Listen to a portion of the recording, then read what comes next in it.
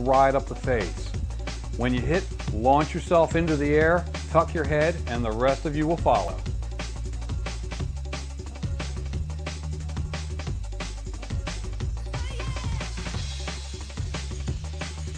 Of course, you can get pretty fancy if you want.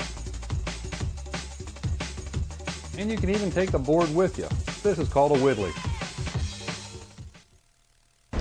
Now, if you've been watching, you've noticed that as Keith has been turning his attention more toward going directly at the ocean, he's also been getting on the board a lot quicker. He's not throwing the board way out in front of him anymore.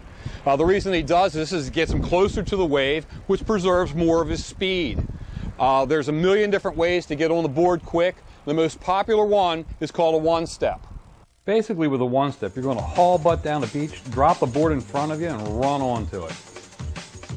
Now, this example works whether you're left-footed or right-footed, front foot first or back foot first.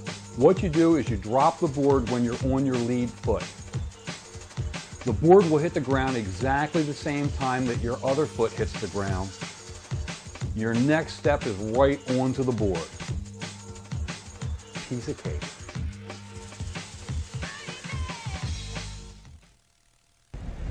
Like I said before, there's more than one way to get on the board quickly.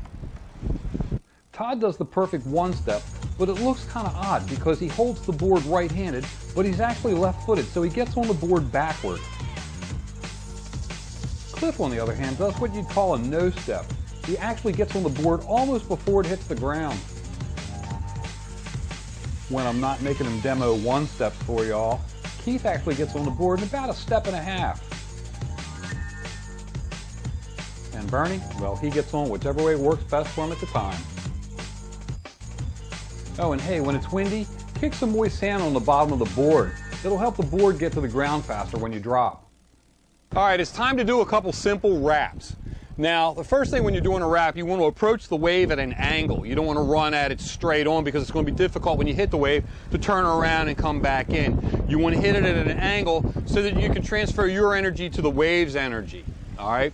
The second thing you want to do that'll help you transfer that energy is you want to bend your knees, and when you hit the wave, you want to propel yourself back to the shoreline. The third thing, you want to look where you want to go. The board will go where you look. So glance toward the shore or down the line, whichever way you want to go.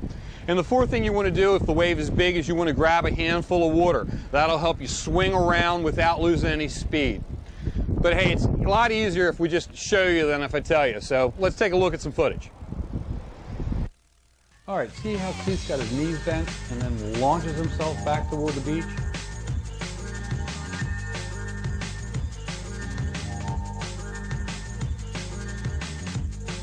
And here, watch how Stevie grabs water to help him turn around. Now let's take a look at a couple of line rides. Here, instead of wrapping it back to the beach, you're actually trying to go down the line with the wave.